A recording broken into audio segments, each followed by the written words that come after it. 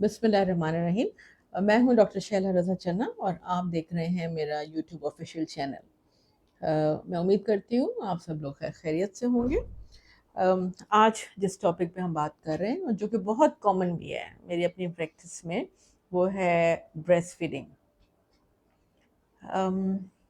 तो मैंने सोचा कि क्योंकि इस पे हमारी जो बहनें हैं उनको उनके ज़हन में कुछ सवालात भी हैं, कुछ उनके कंसर्न्स भी हैं, तो मैंने कहा उस पर बात की जाए। देखिए, ये कुदरत का निज़ाम है कि जब एक मखलूक दुनिया में आती है तो उसका रिस्क खुदा प्रोवाइड करता है। और इसीलिए ब्रेस्ट फीडिंग, मतलब बहुत कम ऐसे हालात होते हैं जहाँ पे हम मना करते हैं कि ब्रेस्ट फीडिंग नहीं करवाई जाए। नहीं तो अव्वलीन तरजीह होती है कि ब्रेस्ट फीडिंग की प्रैक्टिस को आम किया जाए और बच्चे के लिए पहली खुराक माँ का दूध ही हो। तो इसी हवाले से मैंने कहा कि थोड़ा बात करूँ, थोड़ी इन्फॉर्मेशन दी जाए। अब देखें, होता क्या है कि जो ब्रेस्ट मिल्क है, अगर हम बात करें, तो सबसे पहले जो शुरुआत होती है वो होती है कोलोस्ट्रम। कोलोस्ट्रम एक पीले रंग का थिक मिल्क होता है।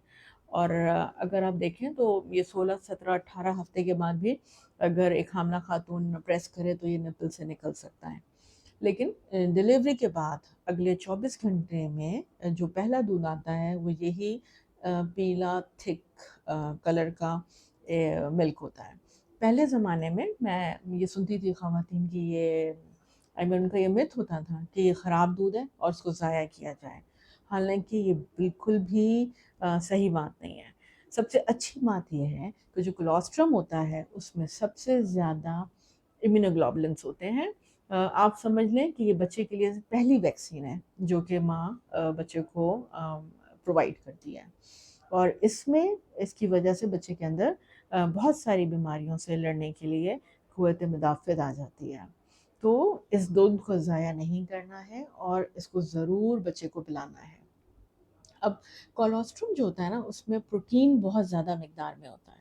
आम जो दूध है जो दूसरे तीसरे दिन रिप्लेस कर रहा होता है कोलोस्ट्रम को, उसमें शुगर, उसमें फ़ैट, इसका कंटेंट ज़्यादा होता है, लेकिन कोलोस्ट्रम में प्रोटीन बहुत ज़्यादा होता है। वो दिखने में ये अमाउंट में कम होता है, बट इसकी कैलोरी वैल्यू और इसकी न्यूट्रिशनल वैल्यू जो है वो जो रेगुलर मिल्क है उससे ज़्यादा होती है। ब्रेस्ट फीडिंग कब शुरू की जाए? तो यूजुअली जैसे ही बच्चा पैदा होता है तो हम स्किन टू स्किन टेक्निक को फोकस करते हैं और कोशिश ये की जाती है कि बच्चा जब नॉर्मल डिलीवरी हो रही है तो जल्द अज जल्द माँ की छाती से लगाया जाए।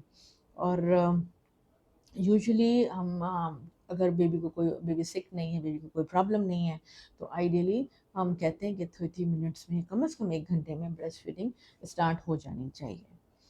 अब जो हमारी जो ख़वातीन हैं उनके कॉमन कंसर्न्स क्या हैं? पहला जो कॉमन कंसर्न है ना वो ये है कि डॉक्टर साहब दूध नहीं आ रहा।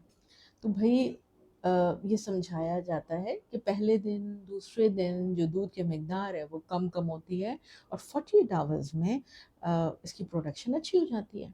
और वो बोलते हैं कि आप कुछ बता दें कि हम जो है ना मिल्क ज़्यादा आना शुरू हो जाए ताकि बच्चे का पेट भरना शुरू हो जाए। तो देखिए, जितना बच्चे को ब्रेस्ट से लगाया जाएगा, छाती से लगाया जाएगा, उतना ही, मतलब बच्चा जब सक करता है, सकलिंग होती है, तो उतना ही दिमाग से आपके 2 इम्पॉर्टेंट हार्मोन्स प्रोलैक्टिन और ऑक्सीटोसिन रिलीज़ होते हैं। और समझें ये एक फैक्ट्री है जो कि डिमांड पे काम करती है। आप जितना इसको वर्कलोड दोगे, जितनी डिमांड बढ़ेगी, उतना ही अच्छा परफॉर्मेंस होगे। तो अगर ब्रेस्ट अटैचमेंट होगी नहीं, आप बेबी को फॉर्मूला फीड पे ले आएँगे तो क्या होगा कि जो उसकी अटैचमेंट का टाइम है निपल से, वो ड्रॉप हो जाएगा। जितनी कम अटैचमेंट, उतने कम सिग्नल्स और उतनी कम प्रोडक्शन। मैं मानती हूँ कि कुछ ख़वातीन में 24-48 आवर्स में बड़ी दिक्कत होती है, मिल्क नहीं आता। भले ही वो फ़ॉर्मूला फ़ीड पे रखें, लेकिन मतलब बॉटल फ़ीड या बेबी को वो फ़ॉर्मूला फ़ीड देने से पहले ज़रूर ब्रेस्ट निपल अटैचमेंट कराएँ, वो कि ज़रूरी है। क्योंकि इससे क्या होगा कि प्रोडक्शन बेहतर से बेहतर होती जाएगी।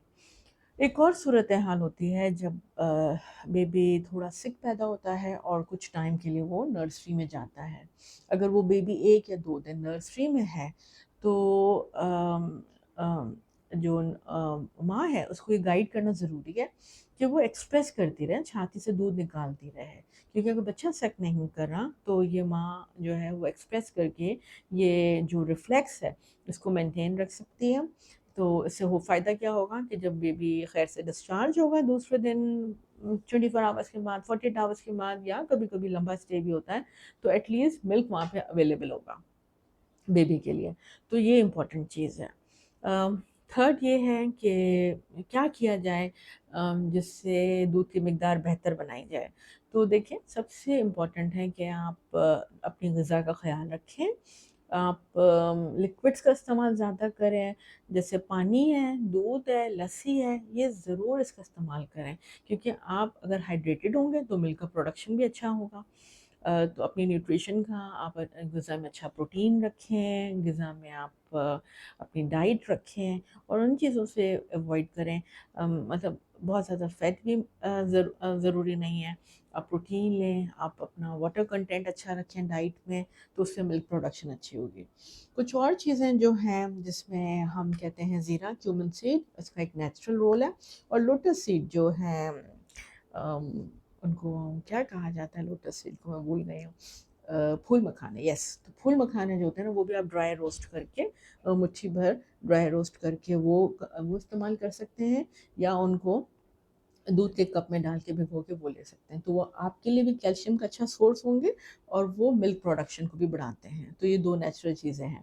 کبھی کبھی کچھ دوائیاں ہوتی ہیں جو دی جاتی ہیں ملک پروڈکشن کو بڑھانے کے لیے, لیکن یقین مانیں دوائیوں سے زیادہ امپورٹنٹ ہے آپ کو ایک چیز سمجھنا کہ قدرت کا قانون ہے, اور آپ صرف اٹیچ کریں, آپ اپنی غذا کا خیال کریں, اور جو چیزیں میں نے نیچرل بتائی ہیں ان کو آپ استعمال کریں, تو خود بخود پروڈکشن اچھی ہوگی. ایک اور سوال جو ہے زیادہ ہوتا ہے, کبھی بریسٹ فیڈنگ پہ ایک خاتون آلریڈی ہوتی ہے اور وہ اس کو حمل ٹھہر جاتا ہے, تو وہ اس کے ذہن میں ہوتا ہے کہ ڈاکٹر صاحب اب تو میری فیملی کہہ رہی ہے کہ میں آلریڈی پریگننٹ ہوں اور میرا دودھ خراب ہو گیا ہوگا, تو میرا بچہ جو آلریڈی بریسٹ فیڈنگ پر ہے میں چھڑوا دوں. دیکھیں, عالمی ادارہ صحت کہتا ہے آپ بالکل ایسا نہیں کریں. آپ آخر تک دودھ پلا سکتی ہیں اپنے بچے کو, پرووائڈیڈ ہے کہ آپ پریگننٹ ہیں, لیکن آپ اپنے بچے کو دودھ پلا سکتی ہیں.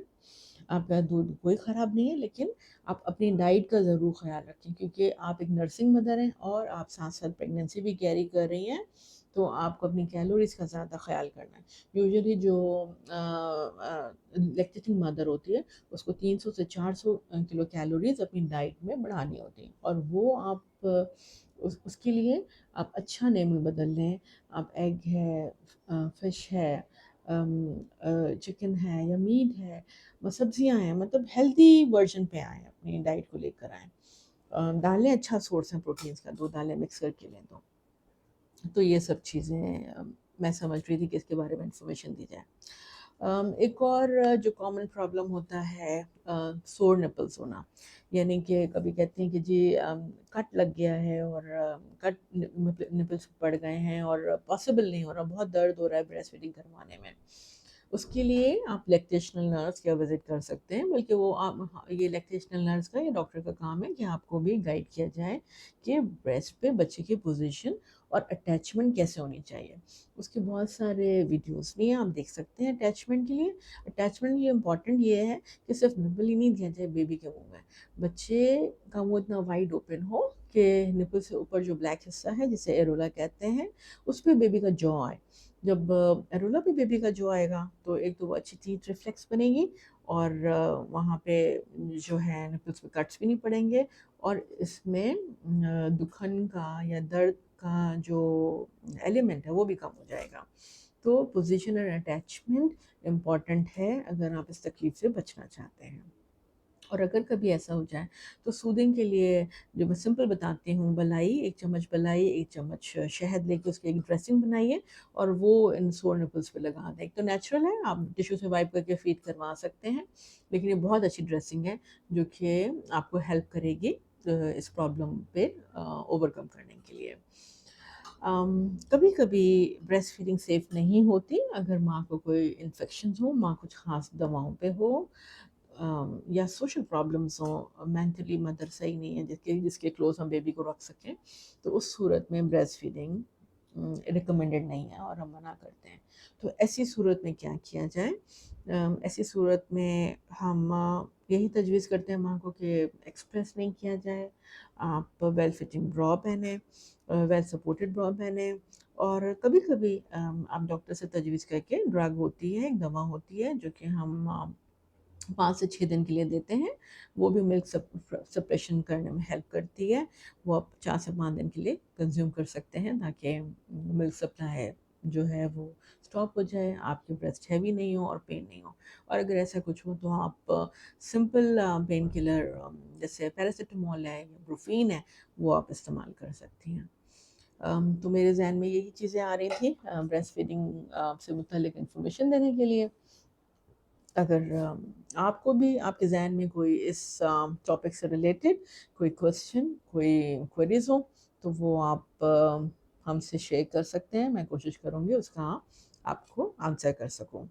تو جی شکریہ مجھے سننے کا، اور اللہ حافظ۔ لیکن جانے سے پہلے نہیں بھولیے گا لائک اور سبسکرائب کرنا۔ Thank you.